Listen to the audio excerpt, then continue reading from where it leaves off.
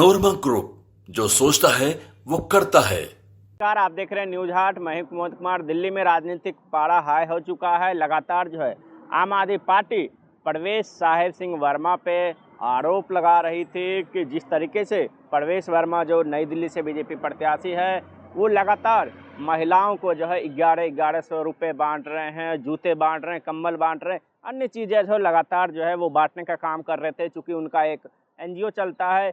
इसी बीच जो है चुनाव आयोग ने FIR दर्ज करवाई है परवेश वर्मा के खिलाफ। लगातार जो है शिकायतें मिल रही थी आम आदमी पार्टी की तरफ से चुनाव आयोग को।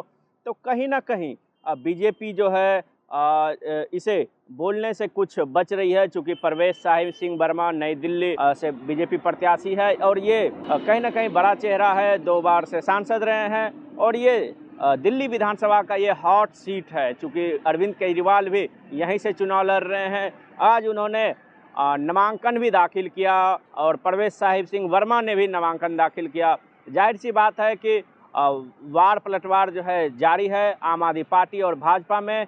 दूसरी तरफ बीजेपी कुछ कहने से बच रही है। लगातार जो है आम आदमी पार्टी शिकायत कर रही थी चुनाव आयोग से, चाहे वो वोटर लिस्ट की में नाम कटवाने की बात हो। जिस तरीके से उन्होंने आरोप लगाया था बीजेपी के ऊपर कि बीजेपी के जो लोग हैं लगातार नई दिल्ली में बिहार और यूपी वाले को लाकर लगभग 13,000 जो है वोटर जो बढ़वा दिए हैं। चूँकि नई दिल्ली विधानसभा में 1,09,000 के करीब वोटर है। ऐसे में जो 13,000 जो है वोटर अचानक कैसे बढ़ गए, इसी को लेकर है तमाम जो है आरोप प्रत्यारोप चल रहा था। चूँकि केजरीवाल के ऊपर भी कई आरोप लगे हैं कि जिस तरीके से मुसलमान रोहिंग्याओं के जो है वोटर लिस्ट में नाम जुड़वाने का काम किया, कहीं ना कहीं बीजेपी भी फ्रंट फुट पे लगातार जो है खेलने की कोशिश कर रही है। दूसरी तरफ जो है कांग्रेस के बीजेपी अध्यक्ष हैं दिल्ली के वो बादली से चुनाव लड़ रहे हैं, देवेंद्र यादव। उन्होंने भी पर्चा दाखिल किया। आज जो है शुभ मुहूर्त माना जा रहा है। कई प्रत्याशियों ने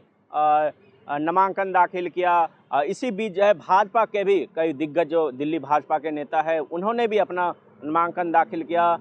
इसका हम नाम सिलसिलेवार तरीके से बताएंगे। नई दिल्ली से परवेश साहिब सिंह वर्मा, जिनके ऊपर जो है चुनाव आयोग ने मंदिर थाने में FIR दर्ज करवाई है। कालका जी से रमेश विदुरी लगातार जो है बयानों में रहते हैं। चूँकि आज भी उन्होंने एक बयान दिया है कि आतिशी मार लेना जो है पूरे कालका जी में हिरन की तरह जो है घूम रही है, लेकिन जीतने वाली नहीं। ये रमेश विदुरी का बयान आया है। चूँकि इस पर भी बीजेपी बचती नज़र आ रही है। करोल बाग से दुष्यंत कुमार गौतम है, बीजेपी के महामंत्री हैं। बीजेपी ने उम्मीदवार बनाया है। जाहिर सी बात है यहाँ से आम आदमी पार्टी की जो है सीट रही है। तो सीधी तौर पे आप कह सकते हैं कि दुष्यंत कुमार गौतम जो SC सीट है, रिजर्व सीट है, यहाँ से बीजेपी ने इन्हें टिकट देकर दांव खेला है। रोहिणी से विजेंद्र गुप्ता है, विधानसभा के नेता प्रतिपक्ष हैं, बड़े नेता माने जाते हैं दिल्ली के। वो भी आज नामांकन दाखिल कर दिया। बिजवासन से कैलाश गहलोत है, पूर्व मंत्री रहे हैं, लेकिन नजफगढ़ से वो सीट छोड़कर बिजवासन आए थे। दूसरी तरफ NDMC के पूर्व उपाध्यक्ष सतीश उपाध्याय, वो भी मालवीय नगर से नामांकन जो है दाखिल कर दिया है। तीसरी बार से जो है विधायक रहे हैं। सोमनाथ भारती आपको बता दें कि बिहार से बिलोंग करते हैं, चूँकि वो सुप्रीम कोर्ट में लॉयर भी हैं। जंगपुरा सीट भी हॉट मानी जा रही है, चूँकि यहाँ से मनीष सिसोदिया जो है चुनाव लड़ रहे हैं। वो पटपरगंज के अभी मौजूदा विधायक हैं, अभी वो जंगपुरा से चुनाव लड़ने वाले हैं। यहाँ से जो है तरविंदर सिंह मारवा जो है बीजेपी के प्रत्याशी है। शालीमार बाग पार्षद है, बीजेपी के कद्दावर नेता है। रेखा गुप्ता जो है शालीमार बाग से, इन्होंने भी नामांकन दाखिल कर लिया। विश्वासनगर से ओम प्रकाश शर्मा मौजूदा जो है विधायक है बीजेपी के।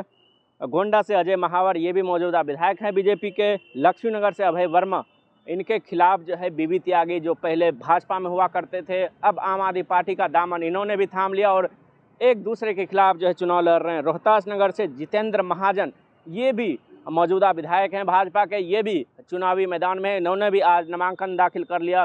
तो पूरी बात यह है कि जिस तरीके से आज नामांकन और पर्चा दाखिल करने का दौर चला, कहीं ना कहीं आम आदमी पार्टी लगातार जो है बीजेपी को घेरने की कोशिश कर रही है।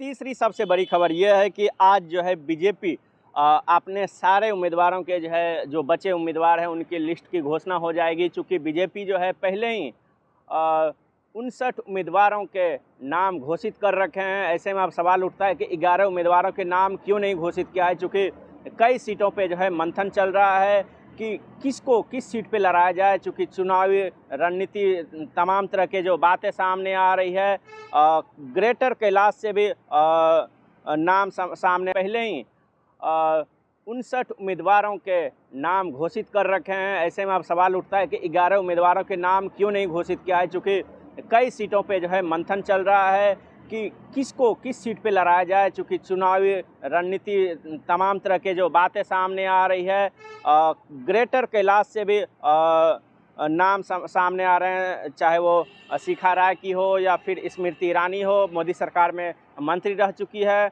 दूसरी तरफ जो है देवली से लोजपा रामविलास के टिकट पे जो है अपने उम्मीदवार उतार सकती है, क्योंकि एनडीए का जो है कुनबा रहे हैं चिराग पासवान।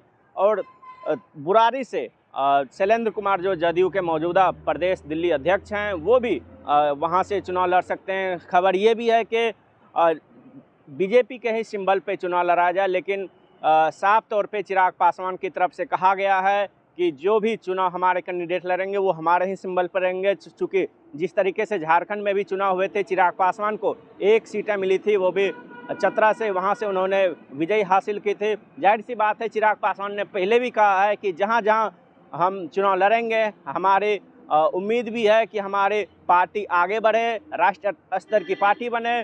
तो जाहिर सी बात है कि हमारे अलग अलग प्रदेशों में एक एक विधायक हो, उनका ये सपना है चिराग पासवान का। और जदयू भी कहीं ना कहीं चुनावी गठबंधन में अब सामने आ रही है, क्योंकि पहले भी खबर चली थी कि जदयू का टिकट जो है अब नहीं मिलने वाला, लेकिन अब बात बन गई है बुरारी से शैलेंद्र कुमार ही चुनाव लड़ सकते हैं। तीसरी सबसे बड़ी खबर है कि दिल्ली बीजेपी जो है 25 जनवरी के आसपास जो मैनिफेस्टो जारी कर सकती है। चूँकि अरविंद केजरीवाल पहले ही कई घोषणाएं कर चुके हैं, चाहे संजीवनी योजना हो, महिला सम्मान राशि की योजना हो, चाहे वो अंबेडकर छात्रों के लिए विदेश में पढ़ने की बात हो, मतलब दर्जनों ऐसे घोषणाएं अरविंद केजरीवाल ने कर रखी है। तो जाहिर तौर पे बीजेपी भी इसे फाइट देने के लिए मैनिफेस्टो जारी करेगी कि वो किन किन योजनाओं को दिल्ली में लागू करेगी, कौन सी योजनाएं दिल्ली में चल रही है वो जारी रखेगी। चूँकि पहले भी खबर चली थी कि जिस तरीके से अरविंद केजरीवाल 200 यूनिट फ्री बिजली देने की बात कर रहे हैं, बीजेपी 300 यूनिट फ्री बिजली दे सकती है। मंदिर और गुरुद्वारे में 500 यूनिट जो है फ्री बिजली दे सकती है। अब देखने वाली बात होगी कि इस मैनिफेस्टो में क्या क्या निकल के सामने आता है। तो आज के लिए बस इतना।